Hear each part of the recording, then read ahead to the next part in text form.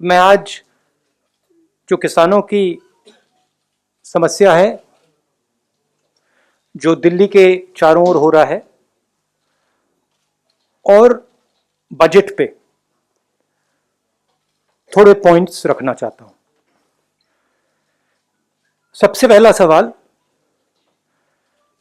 सरकार किलाबंदी क्यों कर रही है? क्या ये किसानों से डरते हैं? क्या किसान दुश्मन है? मैंने कहा है कि किसान हिंदुस्तान की स्ट्रेंथ है, शक्ति है, और इसको दबाना, मारना, धमकाना सरकार का काम नहीं है। सरकार का काम किसान से बात करने का है और इस समस्या को रिजॉल्व करने का है। Today, Delhi is surrounded by our farmers. They are the people who give us sustenance. They are the people who work for us. Why is Delhi being converted into a fortress? Why are we threatening our farmers, beating our farmers, killing our farmers? Why is the government not talking to the farmers? And why is the government not resolving this problem? This problem is not good for our country. It is not good for the peace and harmony in our country. It's not good for the future of our Kisans. They need clarity. The Prime Minister saying that the offer is still on the table to postpone these laws for 2 years. What does that mean? Either you believe that you need to get rid of the laws or you don't. So, I feel that this issue needs to be resolved as soon as possible and the government needs to listen because Kisans are not going away.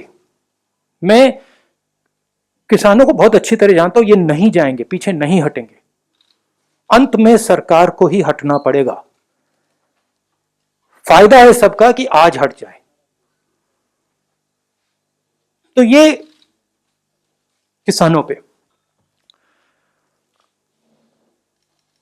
मेरी expectation थी budget के बारे में कि सरकार हिंदुस्तान के 99% लोगों को सपोर्ट देगी।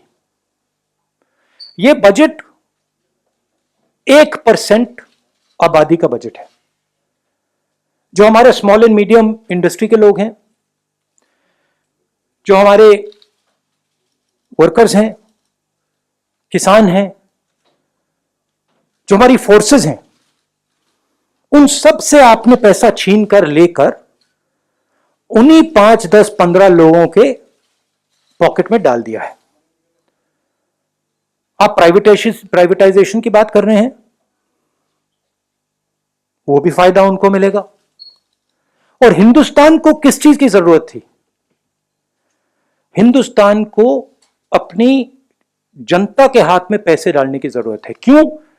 क्योंकि अगर हम अपनी अर्थव्यवस्था को चालू करना चाहते हैं तो वो कंजम्पशन से ही होगी, वो सप्लाई साइड से नहीं हो सकती है।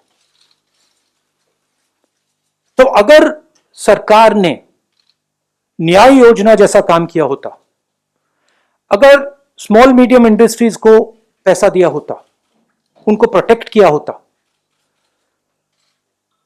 इकोनॉमी चालू हो सकती थी। सप्लाई साइड में पैसा देने से इकोनॉमी चालू नहीं होगी। इसको ट्राई करते जा रहे हैं 1% को पैसा देते जा रहे हैं, सोचते हैं कि हिंदुस्तान की इकोनॉमी स्टार्ट होगी, नहीं होगी। ये रियलिटी है। और सबसे जरूरी बात, मेरे लिए सबसे जरूरी बात, चाइना हिंदुस्तान के अंदर आता है, हजारों किलोमीटर हमारी जमीन ले जाता है, और आप चाइना को बजट में क्या मैसेज देते हो कि हमारा डिफेंस एक्सपेंडिचर हम नहीं बढ़ाएंगे। 3-4 हजार करोड़ रुपए आपने बढ़ाया। चाइना को आपने क्या मैसेज दिया कि आप अंदर आ सकते हो, आपको जो करना है करो, हम अपनी सेना को नहीं सपोर्ट करेंगे। जो हमारे जवान लद्दाख में हैं, जो हमारे एयरफोर्स के पायलट्स हैं, उनको आज क्या लग रहा होगा कि हमारे सामने इतनी बड़ी कठिनाई है और हमारी सरकार फोर्सेस को पैसा नहीं दे रही है, और जो हमारा है फोर्सेस का है वो उन्हीं 5-10 लोगों को पैसा दिया जा रहा है। इससे देश को फायदा नहीं होने वाला है। मैं दोहरा रहा हूं, इससे देश को फायदा नहीं हो रहा है। इस समय फोर्सेस की कमिटमेंट 100% है, सरकार की कमिटमेंट 110% होनी चाहिए। मतलब जो भी हमारी सेना को चाहिए, जो भी हमारी एयरफोर्स को चाहिए, जो भी हमारी नेवी को चाहिए, सरकार को देना चाहिए। ये कौन सी देशभक्ति है कि सर्दी में लद्दाख में हमारी सेना खड़ी है और आप उनको पैसा नहीं दे रहे हो? ये कौन सा नेशनलिज्म है? राहुल, रिहाना और रैकेट। राहुल गांधी कौन है बताने की आवश्यकता नहीं है। 2 दिन से कुछ लोग हम में से जान गए हैं कि रिहाना भी कौन है, परसों तक नहीं जानते थे बहुत लोग। और रैकेट, ये रैकेट बहुत महत्वपूर्ण है। भारत के खिलाफ जो प्रोपेगेंडा बहुत पहले से अनेकों विषयों पे चलता आ रहा है, उसे हमने रैकेट का नाम दिया है। और आज उसी रैकेट को लेकर यह प्रेस कॉन्फ्रेंस हो रहा है। अभी चंद मिनटों पहले राहुल गांधी ने भी प्रेस कॉन्फ्रेंस किया और अपने उसी अपरिपक्वता, इमेच्योरिटी का परिचय राहुल गांधी जी ने पूरे हिंदुस्तान के सामने रखा। कहीं ना कहीं पुनः किसान बंधुओं के कंधे पर बंदूक रख के अपनी राजनीतिक रोटी सेकने की कोशिश राहुल गांधी जी ने की, और साथ ही साथ पुनः किसानों के माध्यम से लोगों को भड़काने का जो प्रयत्न राहुल गांधी ने कहा और किया, वो आज हमने देखा है। ये वही राहुल गांधी है जो चंद दिनों पहले कह रहे थे कि शहरों में आग लग जाएगी, there would be fire in the cities, slums में जाके लड़ाई होंगी। और कहीं ना कहीं जो अरेंजमेंट राहुल गांधी ने इस लड़ाई की हुई थी, उसका खुलासा पिछले बार प्रेस कॉन्फ्रेंस में आदरणीय स्मृति ईरानी जी ने भी किया। आज ठीक उसी प्रकार राहुल गांधी जी ने धमकाया कि कोई पीछे नहीं हटेगा, बातचीत में हम विश्वास नहीं रखते हैं। अरे राहुल जी, ये तो किसानों का आंदोलन है। किसान तो कह रहे हैं कि उनका राजनीति से कोई सरोकार नहीं है, उनका किसी राजनीतिक पार्टी से कोई मतलब नहीं है। तो आप उनके पैरोकार बन के उनके माध्यम से बातचीत करने का जो प्रयास कर रहे हैं, वो किस लिए कर रहे हैं? ये अपरिपक्वता है, उसका परिचय आज आपने दिया है। आज राहुल गांधी जी ने कहा कि भारत की सरकार किलाबंदी कर रही है, सड़कों पर कील बिछा करके किलाबंदी कर रही है, और ये लोकतंत्र में नहीं होता है। राहुल गांधी जी, याद करिए 26 जनवरी के दिन जो घटना हिंदुस्तान में घटा, पूरे विश्व ने देखा, हिंदुस्तान ने जिस प्रकार से उसको गलत बताया, और आप लोगों ने सवाल उठाया था कि आखिर दिल्ली की पुलिस रोकथाम क्यों नहीं कर रही थी, दिल्ली की पुलिस ने प्रिवेंटिव मेजर्स क्यों नहीं लिया, क्यों दिल्ली की पुलिस ने लाल किले तक तथाकथित जो लोग इस प्रकार से हिंसा फैलाने की कोशिश कर रहे थे, जो किसान नहीं थे, उन लोगों को क्यों लाल किले तक आने दिया दिल्ली पुलिस ने? यह सवाल राहुल गांधी का भी था, यह सवाल कांग्रेस पार्टी का भी था, और अन्य विपक्षी दलों का भी था। आज अगर दिल्ली पुलिस, उसी दिल्ली पुलिस ने जिन्होंने 26 जनवरी को पेशेंस और संयम का परिचय दिया था, उसी दिल्ली पुलिस ने आज प्रिवेंटिव मेजर्स लिया है, उसी दिल्ली पुलिस ने आज एहतियातन कदम उठाए, उसी दिल्ली पुलिस ने रोकथाम के लिए सारे बंदोबस्त किए हुए हैं, तो उसमें राहुल गांधी जी को क्या परेशानी है? मैं बताता हूं क्या परेशानी है। ये राहुल गांधी, कांग्रेस पार्टी और विपक्ष का ये जो प्रोपेगेंडा का एक बहुत बड़ा धड़ा है, ये चाहते हैं, इनकी इच्छा है सड़कों पर लड़ाई हो, ये चाहते थे कि गोली चले, ये चाहते हैं कि लाश बिछ जाए, और इन लाशों पर बैठकर ये अपनी राजनीति चमकाएं और सवाल पूछे नरेंद्र मोदी जी से और इस सरकार से कि आखिर ये कैसे हो। आज हम सैल्यूट करते हैं दिल्ली पुलिस के जवानों को, जिनको देखने के लिए हमारे गृह मंत्री भी गए, जो खुद तो घायल हो गए, किंतु उन्होंने किसी को हताहत नहीं किया, उन्होंने एक गोली तक नहीं चलाई। आज अगर हमें, आपको, इस देश को बचाने के लिए उन्होंने कुछ प्रयत्न किया है, कुछ जतन कर रहे हैं, उस पर आप अभी से उंगली उठा रहे हैं। आज जिस प्रकार के शब्दों का प्रयोग राहुल गांधी जी ने किया है, यह अपने आप में दुखद है। बंधुगण, एक सवाल मैं राहुल गांधी जी से और पंजाब के कांग्रेस पार्टी से पूछना चाहता हूं। कल पंजाब के कांग्रेस पार्टी ने एक ऐलान किया कि 122 लोग जो गिरफ्तार हुए हैं 26 जनवरी में हिंसा फैलाने के कारण, उन लोगों को तुरंत रिहा किया जाए और उनको पंजाब की जो कांग्रेस है और सेंटर की कांग्रेस उनको लीगल एड देगी। सवाल उठता है, जिस दिन 26 जनवरी का यह घटना हुआ था, कुछ लोग लाल किले पर चढ़ गए थे, जहां झंडा नहीं फहराना चाहिए किसी और धर्म का, वहां केवल तिरंगे का स्थान है, वहां आपने उपद्रव किया था। उसके बाद ये तमाम नेताओं ने, राहुल गांधी समेत तमाम जो कांग्रेस के नेता थे, उन्होंने कहा था कि ये भारतीय जनता पार्टी के कार्यकर्ता हैं। भारतीय जनता पार्टी ने अपने एजेंट्स और अपने लोगों को भेजा है हुड़दंग करने के लिए, यहां पर हिंसा फैलाने के लिए, ताकि किसानों का आंदोलन बदनाम हो जाए। So that in fact the Kisan Andolan, the name of the Kisan Andolan is starred, is blackened. और आज जब वही हुड़दंगी गिरफ्तार हो रहे हैं, तो आप कह रहे हैं कि इनको रिहा कर दीजिए, तभी जाके बातचीत होगी। आप कह रहे हैं इनको रिहा कर दीजिए क्योंकि ये अच्छे लोग हैं। कैसे? आपको क्यों इतनी पीड़ा हो रही है? आप तो इन्हें बीजेपी के कार्यकर्ता और एजेंट बता रहे थे। इनको तथ्यों के आधार पर, अगर दिल्ली पुलिस सीसीटीवी की फुटेज के आधार पर, जो फुटेज जनता ने सामने रखी है और जो फुटेज पब्लिक कंजम्पशन के लिए, एविडेंसेस के आधार पर जो तथ्य कोर्ट में प्रस्तुत किए जाएंगे, उनके आधार पर गिरफ्तारी हो रही है। आप कह रहे हैं छोड़ दीजिए। अर्थात ये आप ही के लोग थे, अर्थात ये कांग्रेस पार्टी आप ही के लोग थे ना, जिनके लिए आप इतने चिंतित हैं और लीगल एड देंगे। वरना मैं तो नहीं मानता हूं कि इस देश में ऐसी कोई संस्था होगी जो अनार्की फैलाने वालों को, जो हिंसा फैलाने वालों को, और 26 जनवरी में जो दुर्घटना हुई थी, उनके साथ कोई भी संस्था खड़ी होगी, ऐसा तो मुझे नहीं लगता। स्वाभाविक रूप से यह प्रश्न राहुल गांधी जी के लिए है, क्या ये लोग आपके हैं जो आप इनके लिए लीगल एड देने के लिए तत्पर हैं? राहुल गांधी जी ने आज कहा, बहुत दुख के साथ मुझे कहना पड़ रहा है, मैं वो सेंटेंस लिख के लाया, उन्होंने कहा यह सरकार किसानों को मारना चाहती है।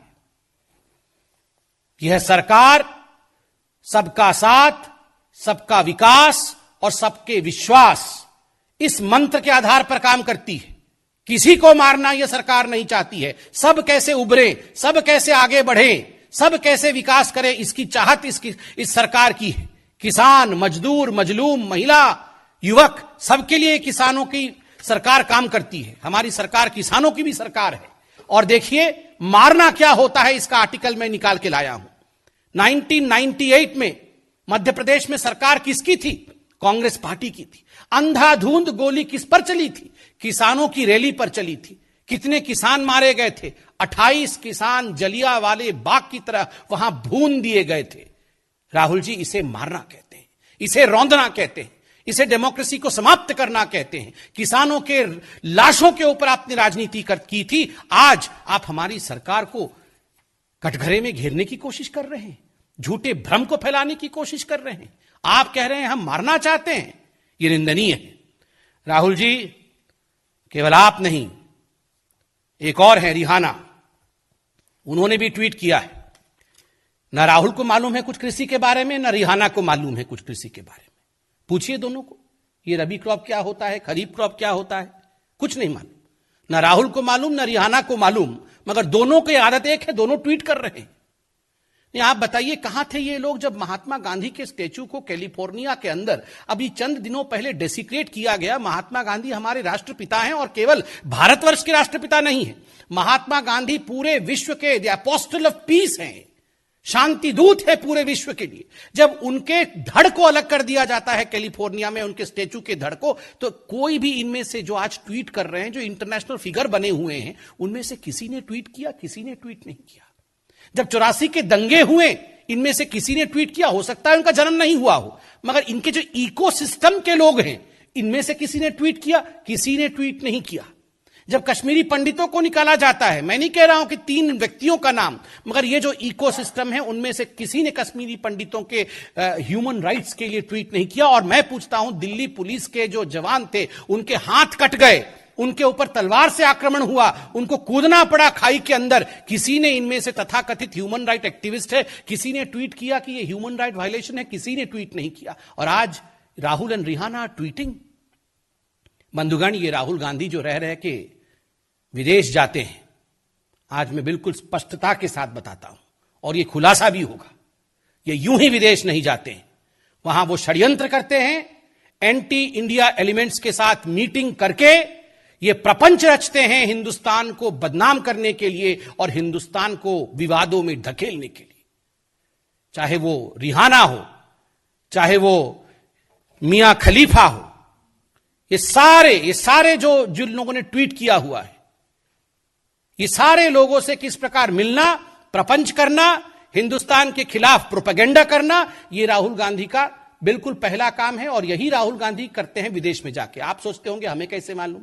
हमने आपको कहा था ना कि चाइना से जाके चुपके चुपके मिलते हैं, बाद में सब कागज सामने आया। 2008 का एमओयू भी हुआ था, तो वो फोटो भी सामने आया मां बेटे का। शी जिनपिंग बैठे हुए हैं, मां बेटे दाएं और बाएं खड़े थे, वहां भी जाके मिलके आए हैं चुपके चुपके, चोरी चोरी चुपके चुपके वहां भी जाके प्रोपेगेंडा करके आए थे। और आज चाइना चाइना कर रहे थे, डिफेंस बजट के बारे में बोल रहे थे। जितना डिफेंस बजट पे मोदी की सरकार ने एक्सपेंडिचर किया है, मॉडर्न गैजेट्स के लिए जितने इस सरकार ने काम किया है, किसी पिछले सरकार ने उतना काम नहीं किया है। 10 वर्षों तक राफेल को आपने टाल के रखा। आज हमने बेंगलोर के एरो शो में राफेल को देखा, गरजते हुए देखा है। राहुल गांधी, आपने देखा आज राफेल को? आपने देखा नहीं, आपने केवल पीसी करके हिंदुस्तान की मनोबल को नीचे करने की कोशिश की है। बंधुगण, जो लोग प्रोपेगेंडा करने की कोशिश कर रहे हैं, उन्हें हिंदुस्तान के लोकतंत्र के विषय में जानना होगा। India is a democratic country. These 3 farm bills were passed after due diligence, after due debate, after discussion, through a democratic process on the floor of Indian Parliament. ये इंडियन पार्लियामेंट में ये तीनों कानून पारित हुए हैं, डिस्कशंस के बाद, डिबेट के बाद। And who are the members of Indian Parliament? Duly elected member of parliaments of Indian Parliament, in fact, are the representative of each and every Indian. 130 crore के जो रिप्रेजेंटेटिव हैं, उन लोगों ने डिस्कशन करके ये कानून पारित किया। ठीक है, कानून पे मतभेद आपका था, सुप्रीम कोर्ट गए आप लोग, सुप्रीम कोर्ट में सुनवाई हुई। सुप्रीम कोर्ट में सुनवाई के बाद खंडपीठ ने कहा कि इस कानून को लेकर हमने एक कमिटी निर्धारित किया है, इस कमिटी के माध्यम से सुनवाई होगी। अब इस कमिटी के सामने सब प्रस्तुत हुए। आपके लिए पार्लियामेंट भी छोटा है, आपके लिए सुप्रीम कोर्ट का कोई महत्व नहीं है। ये 3-4 लोग ट्वीट करेंगे, उसी ट्वीट के आधार पर आप हिंदुस्तान के लोकतंत्र को तौलेंगे। राहुल जी, रिहाना जी नहीं समझती हैं ये सब। कम से कम आप सोचने और समझने की क्षमता रखिए। वो नहीं जानती है इंडियन पार्लियामेंट्री स्ट्रक्चर क्या होता है। ये मियां खलीफा नहीं जानती है सुप्रीम कोर्ट हिंदुस्तान में किस प्रकार से इस पूरे विषय को सुन चुका है, किस प्रकार से कमिटी की गठन हुई है, किस प्रकार इस कानून को लेकर 11 राउंड ऑफ टॉक्स हो चुके हैं और तमाम आला मंत्री इन टॉक्स में थे। प्रधानमंत्री जी ने ऑल पार्टी मीटिंग में 3 दिन पहले किस प्रकार का फिर से इस विषय का पुनरावृत्ति की कि I am just a phone call away. यह होता है लोकतंत्र। इसलिए इंडिया अगेंस्ट प्रोपेगेंडा, जो आज पूरा भारतवर्ष कह रहा है और आज हम भी कह रहे हैं कि इस प्रकार के झूठे अपवाद, इस प्रकार के झूठे प्रोपेगेंडा से हम सबको बचने की आवश्यकता है। और जो मेन स्ट्रीम पॉलिटिकल पार्टीज के नेता हैं जैसे राहुल गांधी, इस प्रकार की भ्रम फैलाने की कोशिश वो ना करें। बहुत बहुत धन्यवाद।